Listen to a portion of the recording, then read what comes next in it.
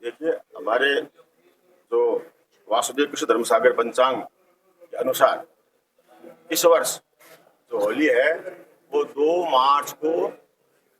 बीतने के बाद में 3 मार्च के प्रातः काल में सूर्योदय से पूर्व 4:06 पर जहां भद्रा की समाप्ति होती है उस समय होलिका दहन करने के बाद में 3 तारीख को ही दिन में छारंडी या धूलि बंधन या रंग की होली खेलना ही उपयुक्त है शास्त्र में। कुछ कह रहे रात को नहीं कर सकते हैं 12 बजे के बाद, पंचांग ऐसे सोशल मीडिया पर चल रहे हैं। हाँ, देखिए अलग अलग मत हैं, लेकिन मैंने आपके सामने अभी वर्तमान में ये बताया कि 12 बजे क्योंकि जो मेन विषय है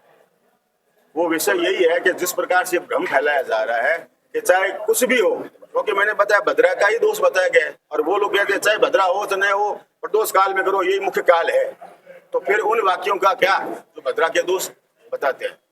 तो इसमें मध्यरात्रि के बाद में कुछ मैंने बताया ना, बहुत से इलाकों में जहाँ पर सूर्योदय पूर्व के इलाके में सूर्योदय के से पूर्व में भद्रा समाप्ति के बाद बहुत कम समय प्राप्त होता है। ऐसे में वो भद्रा कुछ काल में करें उनके लिए, लेकिन जहाँ पर भी और हमारे पंचांग के हिसाब से तो भद्रा रहित काल रात्रि में मिलता है, चतुर्थयाम में मिलता है, तो शास्त्र की विधि के अनुसार उस काल में होलिका दहन करना बिल्कुल शास्त्र सम्मति में कोई दोष नहीं। होली पर भी ऐसे विवाद हुए थे, दीपावली पर विवाद, ऐसा विवाद हर बार होता जा रहा है, तो लोग जनता क्या करते हैं, जिनको संबंध नहीं है वो क्या करें? बिल्कुल मैं ऐसे करता हूँ कि जो परंपरागत रूप से निकलने वाले, मैंने बताया ये जो बहुप्रचलित पंचांग है उस ये होने का कारण क्या है, इस पंचांग ने अपनी जो परंपरागत धरोहर है उसको छोड़ करके वर्तमान में लोक लुभावन निर्णय देने शुरू कर दिए है कि प्रदोष काल में करेंगे, सायंकाल प्रवृत्ति सबको सुविधा हो जाएगी, इसलिए अनपटांग इस प्रकार के जोड़ तोड़ करके मैंने आपके सामने, मैंने किसी और पंचांग को नहीं रखा और इन्हीं पंचांग के प्रमाण आपके सामने रखे। निर्णय सागर पंचांग जो नियमित से निकलता है गणित जोधपुर से है, उसके मैं बताया आपके सामने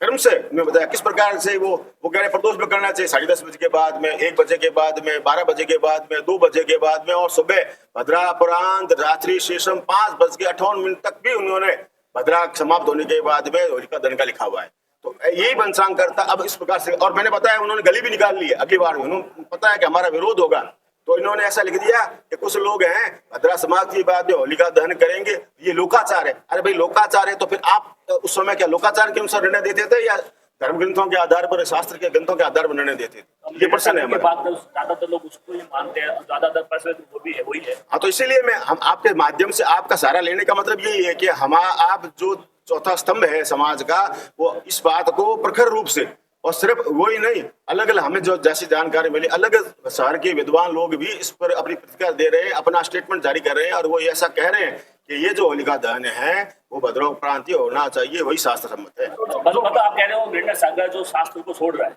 हाँ, बहुत से मैंने बताया ना आपको, कजली तीर पर आपके सामने होलिका का आपने देखा, दीपावली का आपने देखा, और यहाँ तक कि आपने जो ये उद्यापन जो एकादशी है उसमें भी आपने उसके निर्णय में देखा विरुम यानी कि विचित्रता देखने को मिलती है। वो एकादशी के लगाते हैं और तुलसी वाले कहते हैं द्वादशी को करो। बहुत से उठपटांग ऐसे निर्णय वो दे रहे हैं। क्या कारण है?